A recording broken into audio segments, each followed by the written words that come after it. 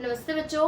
हमारा आज का क्वेश्चन है जो कि संधारित्र पर आधारित है और इस समय हम न्यूमेरिकल समझा रहे हैं जो कि संधारित्र और विभव दोनों के ही मिक्सचर से कह सकते हैं। दोनों को ही हमने टॉपिकों को मिक्स करके हम यहाँ पर आपको न्यूमेरिकल समझाएंगे जो कि बोर्ड एग्जाम्स के लिए या कंपटीशन एग्जाम्स दोनों के लिए माध्यम से ही आपके लिए इम्पोर्टेंट है, महत्वपूर्ण है।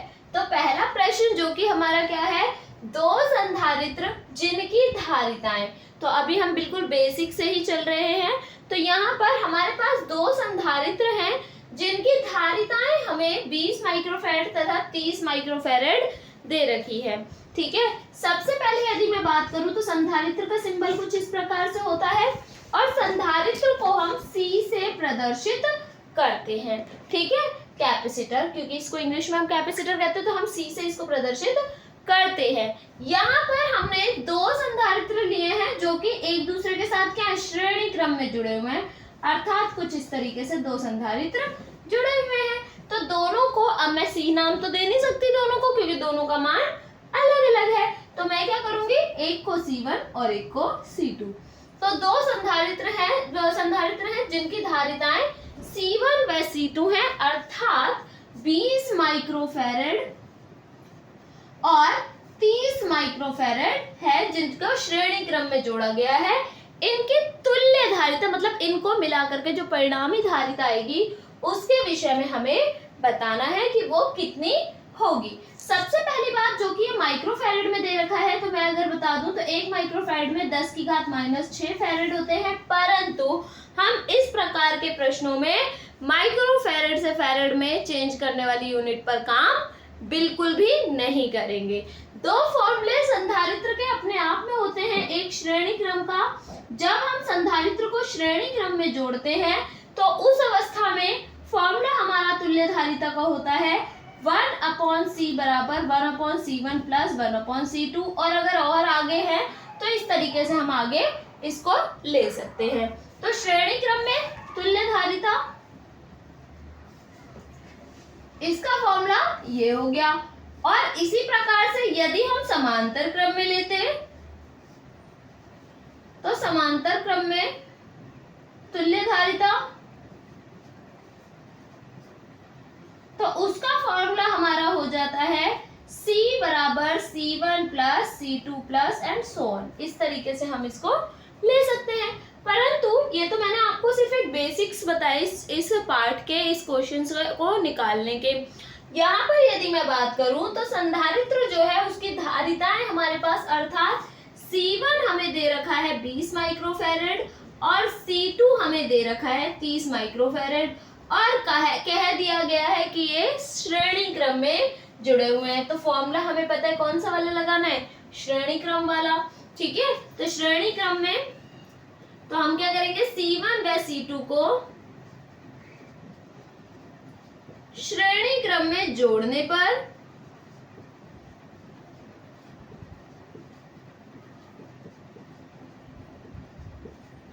तो हम यहाँ पर श्रेणी क्रम में जोड़ेंगे तो क्या हो जाएगा, 1/C बराबर तुल्य धारिता C ले लेंगे, C1 यानी आपका 1/C1 प्लस 1/C2, क्योंकि दो ही संधारित्र हैं। C1 का मान क्या है 20 और C2 का मान हमारे पास क्या है 30। एलसीएम ले लेते हैं दोनों का, तो 30 और 20 का एलसीएम आ जाएगा आपका 60। ठीक है, 20 को 60 बनाने के लिए 20 तिया 60 और 30 को 60 बनाने के लिए 30 दूनी 60, यानी ऊपर नीचे मल्टीप्लाई कर लेंगे तो यहाँ हो जाएगा 3 प्लस ये 2 बन जा 2, तो हो जाएगा 5/60 आ जाएगा। कैंसिल कर लेते हैं, 5 बन जा 5 और यहाँ पर हो जाएगा 5 बन जा 5, 5 2 जा 10, तो यहाँ पर 1/C इज इक्वल टू आ जाएगा 1/12।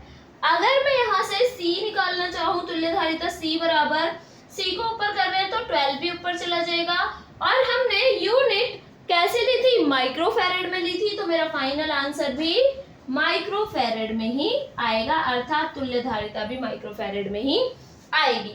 इसी जगह अगर मैं एक्स्ट्रा में बात करूं, यदि हमें यही दोनों संधारित्र दिए जाते परंतु अब इन्हें समांतर क्रम में जोड़ा जाता, तो एक C1 इस तरीके से और C2 कुछ इस तरीके से जुड़ जाते। तो अगर ये दोनों एक दूसरे के साथ क्या हो, समांतर क्रम में जुड़े होते, तो उस अवस्था में मैं समांतर क्रम वाला फॉर्मूला लगाती, C बराबर C1 प्लस C2। तो यहाँ पर आप देख सकते हैं C1 क्या है 20 और C2 क्या है 30। 30 प्लस 20 50 माइक्रो फैरेड हमारा आंसर हो जाता है, यदि प्रश्न हमें श्रेणी की जगह समांतर क्रम देता। परंतु अभी फिलहाल हमारा आंसर ये होगा अकॉर्डिंग टू दी प्रश्न। ठीक है, यानी क्वेश्चन के अकॉर्डिंग हमारा ये वाला आंसर फाइनल होगा। अब हमारा जो अगला प्रश्न है वो कुछ इस प्रकार है कि चित्र अनुसार, अब आपको चित्र जो है वो प्रश्न स्वयं देगा, यानी प्रश्न आपको मिलेगा उसी में ही चित्र जो है वो संलग्न रहेगा। तो चित्र अनुसार संयोजन के, ये संयोजित कर रखा है चित्र, इसके माध्यम से समतुल्य संधारित्र की गणना कीजिए। यहाँ पर भी हमें तुल्य धारिता अर्थात समतुल्य संधारित्र की गणना करनी है, अर्थात तुल्य धारिता का मान ही ज्ञात करना है। तो अकॉर्डिंग टू कंडीशन अगर हम चित्र अनुसार देखें तो आप देख सकते हैं चित्र अनुसार C1 व C2 एक दूसरे के साथ क्या है, एक सीरीज में जुड़े हुए हैं, अर्थात ये दोनों एक दूसरे के साथ श्रेणी क्रम में जुड़े हैं। तो चित्र अनुसार हम लिखेंगे C1 व C2 को श्रेणी क्रम में जोड़ने पर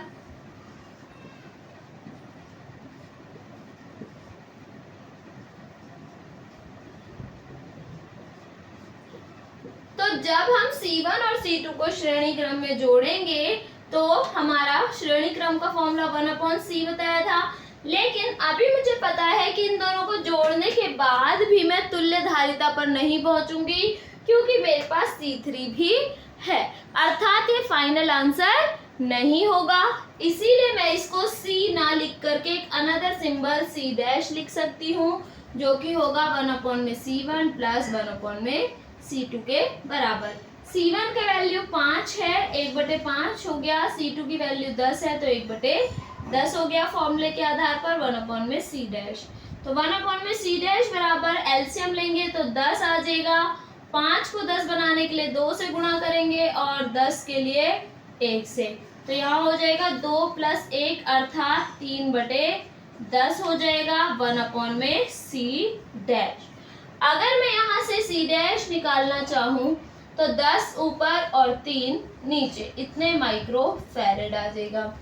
अब मेरे पास जो डायग्राम है वो भी मेरा परिवर्तित हो जाएगा। किस प्रकार से?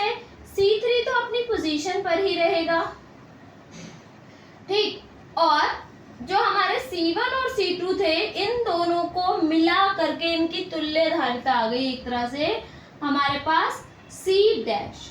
अब आप देख सकते हैं कि C डैश व C3 एक दूसरे के साथ समांतर क्रम में हैं, तो यहाँ पर हम लिखेंगे C डैश व C3 को समांतर क्रम में जोड़ने पर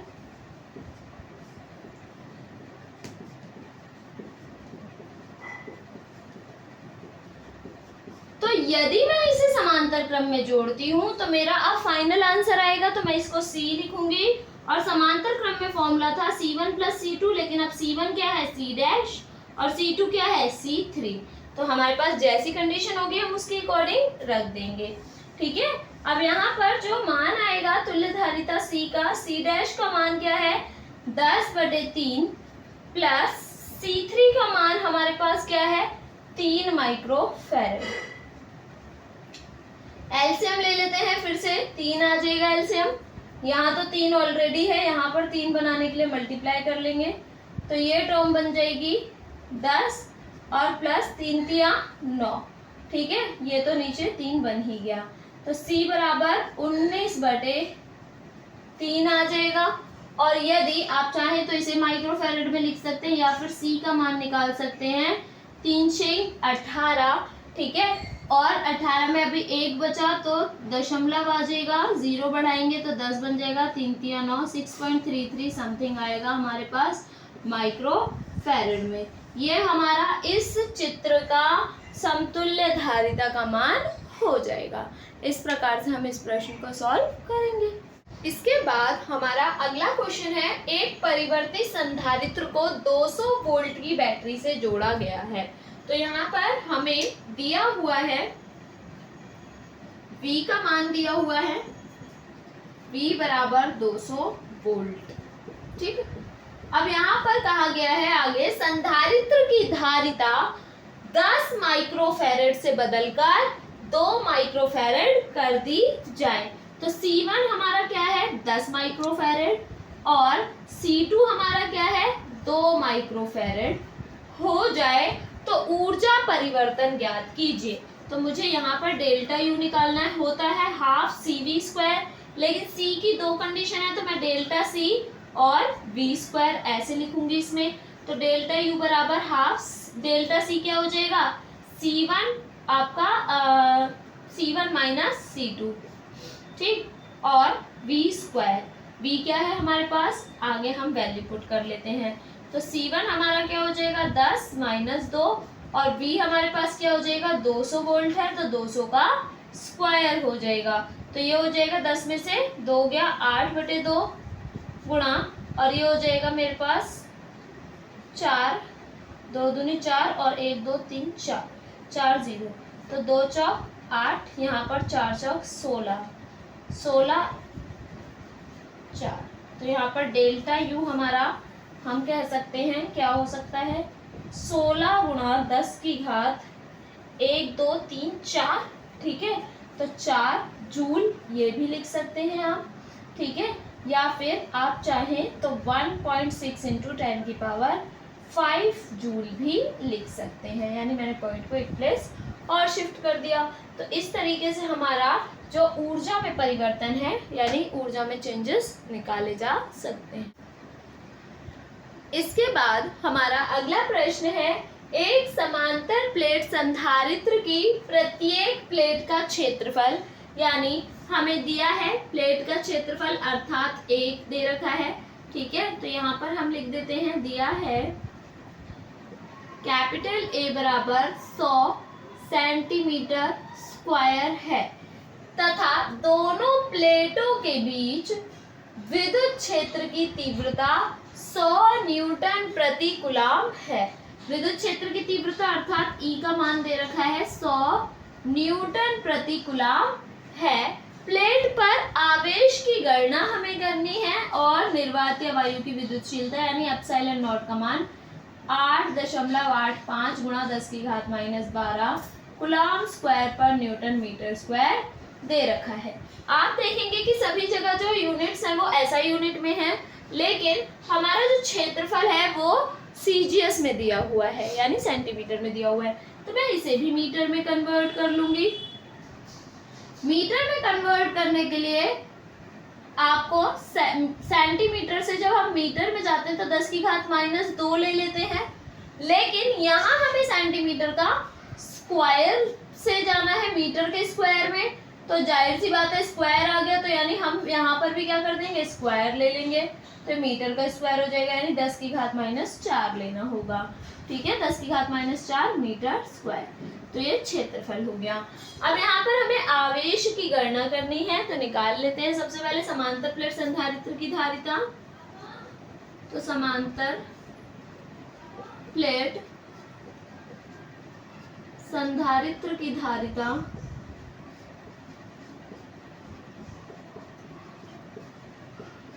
C बराबर A एप्सिलॉन नॉट अपॉन में D होती है, ठीक है, तो C A बराबर A एप्सिलॉन नॉट अपॉन में D हो जाता है यहाँ पर, ठीक है। अब हमें C यानी हमें धारिता तो नहीं निकालनी थी, हमें क्या निकालना था आवेश, तो हम जानते हैं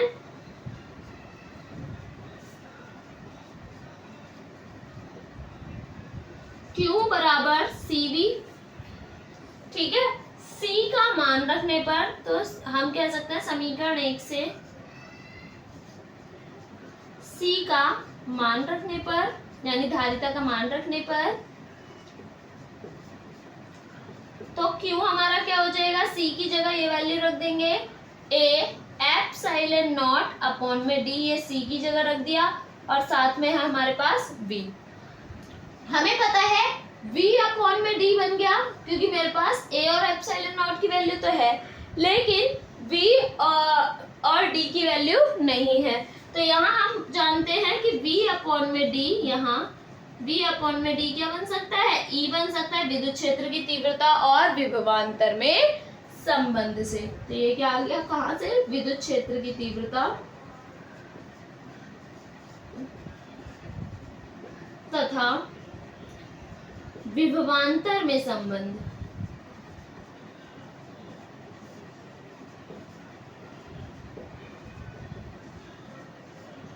तो यदि मैं ऐसा करती हूं तो Q का मान हमारा क्या हो जाएगा, यानी Q हमारे पास क्या हो जाएगा, Q is equal to A epsilon naught और ये मिलकर बन गया कैपिटल E। ठीक, अब यहाँ पर हम कैपिटल E का मान रख लेते हैं और A का भी और एप्सिलॉन नॉट का भी। तो A का मान हम रखेंगे तो क्या हो जाएगा, 100 गुणा 10 की घात -4, एप्सिलॉन का मान 8.85 गुणा 10 की घात -12 और E का मान हमारे पास 100 है। ठीक, तो हम यहाँ पर इसको अगर सॉल्व करेंगे तो ये भी 10 की घात 2 हो गया और ये भी 10 की घात 2 हो गया। तो 10 की घात 2 और 10 की घात 2 क्या हो गया, 10 की घात प्लस का 4। तो यानी 10 की घात प्लस का 4 और गुणा 10 की घात माइनस का 4 और साथ में 8.85 गुणा 10 की घात -12। ये एक दूसरे को कैंसिल कर देंगे तो Q का मान क्या आ जाएगा, 8.85 गुणा 10 की घात -12। Q आवेश है तो यहाँ पर ये किस में हो जाएगा, कूलाम में। तो इतने कूलाम हमारे पास आंसर आ जाएगा। ठीक है, हमारा अगला प्रश्न है, एक 10 माइक्रोफैरेड के संधारित्र का विभवांतर 100 वोल्ट से 200 वोल्ट कर देने पर हम इसके विभवांतर को परिवर्तित कर रहे हैं किससे, 100 वोल्ट से 200 वोल्ट कर रहे हैं, तो इसकी ऊर्जा में क्या परिवर्तन आएगा। ठीक है, तो सबसे पहले यदि हम बात करें तो हमें संधारित्र माइक्रोफैरेड दे रखा है यानी धारिता दे रखी है। तो हम यहाँ पर क्या कहेंगे कि हमें दिया है संधारित्र की धारिता C बराबर 10 माइक्रोफैरेड और इसके साथ साथ हमें वोल्टेज यानी विभव दे दिया है, इतने वोल्ट से इतने वोल्ट तक हमने विभवांतर कर दिया। तो वोल्ट V1 क्या हो गया, मेरे पास 100 वोल्ट हो गया और V2 हमारे पास क्या हो गया, 200 वोल्ट। ठीक, अब हमें इसकी ऊर्जा बतानी है तो हम क्या कहेंगे, संधारित्र की या संधारित्र में संचित ऊर्जा, संचित ऊर्जा अर्थात एक तरह से स्थितिज ऊर्जा होती है। हम इसको कहेंगे ये होता है U बराबर हाफ CV²। लेकिन मुझे दो कंडीशंस के लिए निकालने के लिए कहा गया है तो मैं यहाँ पर U1 निकालूंगी हाफ CV1 का स्क्वायर, फिर U2 निकालूंगी हाफ CV2 का स्क्वायर, फिर इन दोनों का क्या करूंगी, तुल्य निकालूंगी तो U1 माइनस U2 इस तरीके से करूंगी, फिर उसके बाद कॉमन निकालूंगी। तो मैं यहाँ डायरेक्ट डेल्टा U को रिप्रेजेंट कर रही हूँ, डेल्टा U बराबर हाफ C और ये हो जाएगा मेरे पास डेल्टा V का स्क्वायर। ठीक, तो हम यहाँ पर इसको यूज कर लेते हैं, delta U is equal to half C। अब यहाँ पर हम देखें तो V2 बड़ा है तो यानी V2 माइनस V1 हो जाएगा, तो V2 का स्क्वायर माइनस V1 का स्क्वायर। ठीक, अब हम V1 और V2 और C का मान रख लेते हैं। C का मान है 10 माइक्रोफैरेड है तो फैरेड में कन्वर्ट कर लेते हैं और V2 का मान है हमारे पास क्या, 200, तो 200 का स्क्वायर और माइनस V1 क्या है हमारे पास 100, तो 100 का स्क्वायर। इस तरीके से हम कर लेंगे, ये हो जाएगा 2 पंजे 10, 5 गुणा 10 की घात -6 और ब्रैकेट में हो जाएगा 200 का स्क्वायर क्या हो जाएगा 00, यानी 200 गुणा 200 ऐसे कह सकते हैं, 1 2 3 4 4 0 आ जाएंगी, 2 इसकी 2 इसकी 2 दूनी 4, तो यहाँ पर ये हो जाएगा 40,000। और माइनस ऐसे ही हम 100 का कर लेते हैं, तो 100 गुणा 100 क्या हो जाएगा मेरे पास, 1 2 3 4, 4 0 और 1 एका 1, तो यानी आपका 10,000। ठीक, तो इस तरीके से आ गया हमारे पास। अब 40,000 में से 10,000 जाएगा तो क्या हो जाएगा, 30,000 बच जाएगा, तो ये हो जाएगा 30,000। ठीक है, अगर मैं इस 30,000 को जीरो की फॉर्म में यानी पावर की फॉर्म में लिखूंगी तो कैसे लिख सकती हूँ, यहाँ पर होगा delta U is equal to 5 5 तो पहले मैंने 15 लिख लिया इनटू, और ये 1 2 3 4, 4 0 है तो 10 की घात 4 लिख सकते हैं, और 10 की घात -6 है, तो डेल्टा यू बराबर 15 गुणा 10 की घात -2 हो सकता है ये। ठीक है, क्योंकि प्लस माइनस माइनस हो जाएगा, गुणा में घातें जुड़ जाती हैं, तो ये हमारा इतने जूल मान आ सकता है। तो ये हमारा स्थितिज ऊर्जा कह सकते हैं या फिर संधारित्र में संचित ऊर्जा का मान हो सकता है।